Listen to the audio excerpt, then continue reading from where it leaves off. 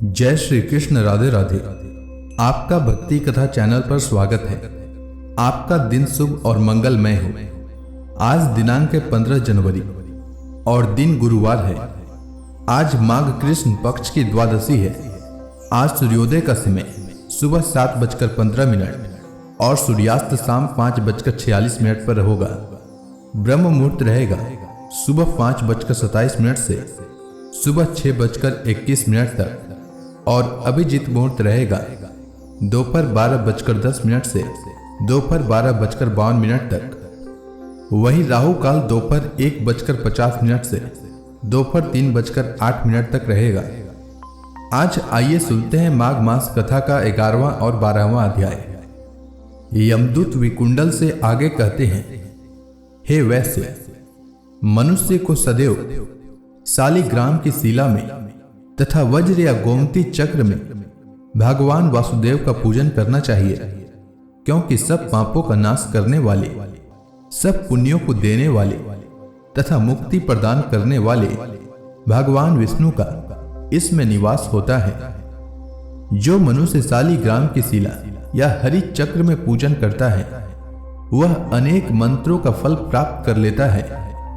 जो फल देवताओं को निर्गुण ब्रह्म की उपासना में मिलता है वही फल मनुष्य को भगवान शालिग्राम का पूजन करने से मिलता है और वह यमलोक को नहीं देखता है।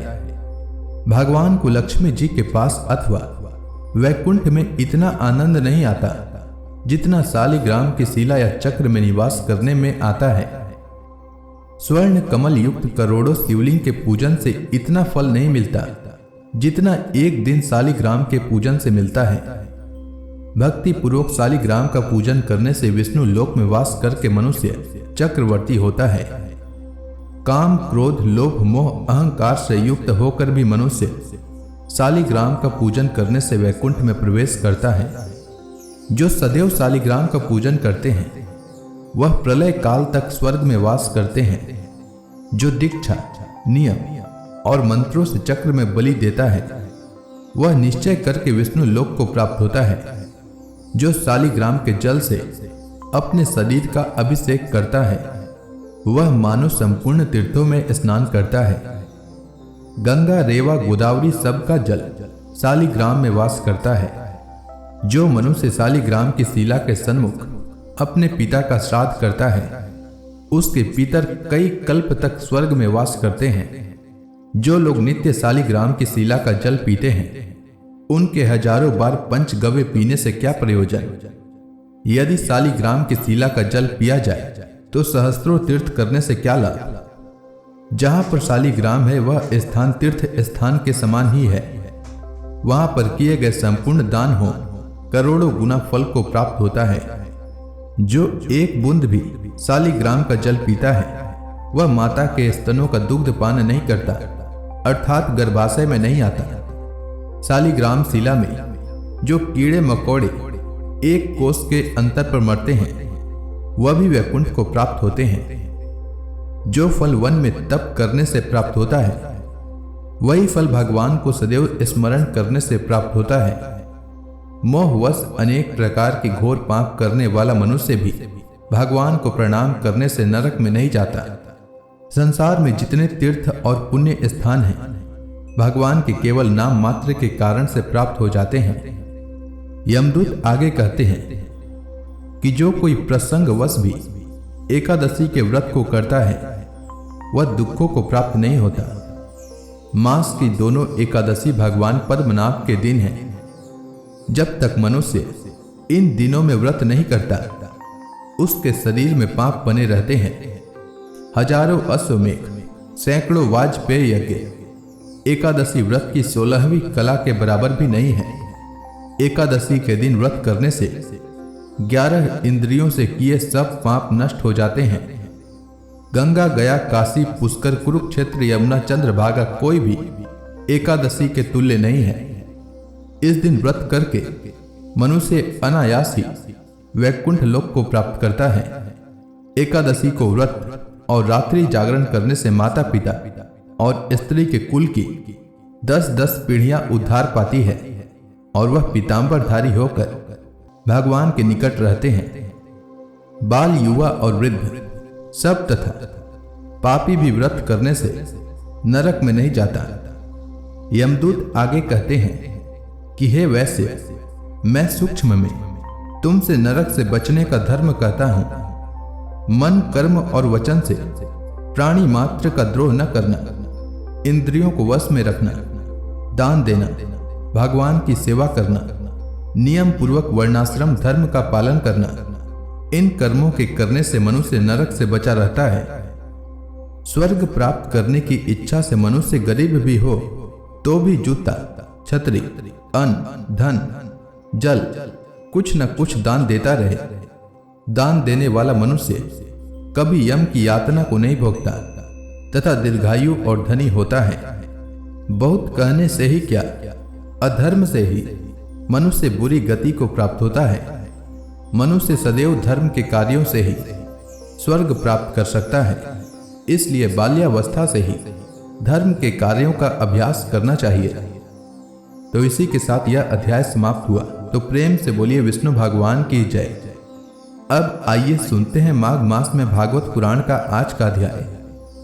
श्री सुखदेव जी ने कहा, परीक्षित, राजा रहुगण को उपदेश देते हुए जड़ भरत ने कहा, राजन, तुम अज्ञानी होने पर भी पंडितों के समान ऊपर ऊपर की तर्क वितर्क युक्त बात कह रहे हो। इसलिए श्रेष्ठ ज्ञानियों में तुम्हारी गणना नहीं हो सकती। तत्व ज्ञानी पुरुष इस अविचार सिद्ध स्वामी सेवक आदि व्यवहार को तत्व विचार के समय सत्य रूप से स्वीकार नहीं करते। लौकिक व्यवहार के समान ही वैदिक व्यवहार भी सत्य नहीं है, क्योंकि वेद वाक्य भी अधिकतर गृहस्थ जनोचित यज्ञ विधि के विस्तार में ही व्यस्त हैं। राग द्वेषादि दोषों से रहित विशुद्ध तत्व ज्ञान की पूरी अभिव्यक्ति प्रायः उनमें भी नहीं हुई है। जिसे गृहस्थोचित यज्ञादि कर्मों से प्राप्त होने वाला स्वर्गादि सुख स्वप्न के समान है नहीं जान पड़ता, उसे तत्व ज्ञान कराने में साक्षात उपनिषद वाक्य भी समर्थ नहीं है। जब तक मनुष्य का मन सत्व, रज अथवा तमो गुण के वशीभूत रहता है, तब तक वह बिना किसी अंकुश के उसकी ज्ञानेंद्रिय और कर्मेंद्रियों से शुभाशुभ कर्म करता रहता है। यह मन वासना में विषयासक्त, गुणों से प्रेरित, विकारी और भूत एवं इंद्रिय रूप 16 कलाओं में मुख्य है। यही भिन्न भिन्न नामों से देवता और मनुष्य आदि रूप धारण करके शरीर रूप उपाधियों के भेद से जीव की उत्तमता और अधमता का कारण होता है। यह मायामय मन संसार चक्र में छलने वाला है। यही अपनी देह के अभिमानी जीव से मिलकर उसे काल क्रम से प्राप्त हुए सुख दुख और इनसे व्यतिरिक्त मोह रूप अवश्यम भावी फलों की अभिव्यक्ति कराता है। जब तक यह मन रहता है, तभी तक जागृत और स्वप्नावस्था का व्यवहार प्रकाशित होकर जीव का दृश्य बनता है। इसलिए पंडित जन मन को ही त्रिगुणमय अधम संसार का और गुणातीत परमोत्कृष्ट मोक्ष पद का कारण बताते हैं। विषयासक्त मन जीव को संसार संकट में डाल देता है। विषयहीन होने पर वही मन उसे शांति में मोक्ष पद प्राप्त करा देता है। जिस प्रकार घी से भीगी हुई बत्ती को खाने वाले दीपक से तो धुएं वाली शिखा निकलती रहती है, और जब घी समाप्त हो जाता है तब वह अपने कारण अग्नि तत्व में लीन हो जाता है। उसी प्रकार विषय और कर्मों से आसक्त हुआ मन तरह तरह की वृत्तियों का आश्रय लिए रहता है, और इनसे मुक्त होने पर वह अपने तत्व में लीन हो जाता है। वीरवय 5 कर्मेंद्रिय, 5 ज्ञानेंद्रिय और 1 अहंकार, 11 मन की वृत्तियां हैं, और 5 प्रकार के कर्म, 5 तन्मात्र और 1 शरीर, 11 उनके आधारभूत विषय कहे जाते हैं। गंध रूप स्पर्श रस और शब्द ये 5 ज्ञानेंद्रियों के विषय हैं। मल त्याग संभोग गमन भाषण और लेना देना आदि व्यापार ये 5 कर्मेंद्रियों के विषय हैं।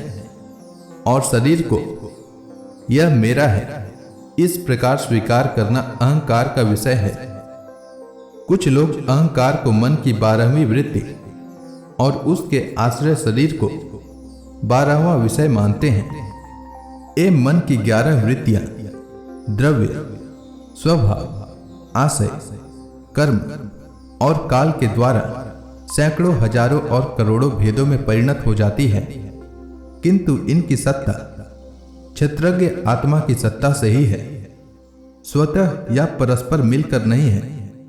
ऐसा होने पर भी मन से क्षेत्रज्ञ का कोई संबंध नहीं है। यह तो जीव की ही माया निर्मित उपाधि है। यह प्रायः संसार बंधन में डालने वाले अविशुद्ध कर्मों में ही प्रवृत्त रहता है। इसकी उपरयुक्त वृत्तियां प्रवाह रूप से नित्य ही रहती है। जागृत और स्वप्न के समय वे प्रकट हो जाती हैं और सुषुप्ति में छिप जाती हैं। इन दोनों ही अवस्थाओं में क्षेत्रज्ञ, जो विशुद्ध चिन्मात्र है, मन की इन वृत्तियों को साक्षी रूप से देखता रहता है। यह क्षेत्रज्ञ परमात्मा सर्वव्यापक, जगत का आदि कारण, परिपूर्ण, अपरोक्ष, स्वयं प्रकाश, अजन्मा, ब्रह्मादि का भी नियंता और अपने अधीन रहने वाली माया के द्वारा सबके अंतःकरणों में रहकर जीवों को प्रेरित करने वाला समस्त भूतों का आश्रय रूप भगवान वासुदेव हैं। जिस प्रकार वायु संपूर्ण स्थावर जंगम प्राणियों में प्राण रूप से प्रविष्ट होकर उन्हें प्रेरित करती है, उसी प्रकार वह परमेश्वर भगवान वासुदेव सर्व साक्षी आत्म स्वरूप से इस संपूर्ण प्रपंच में ओतप्रोत है।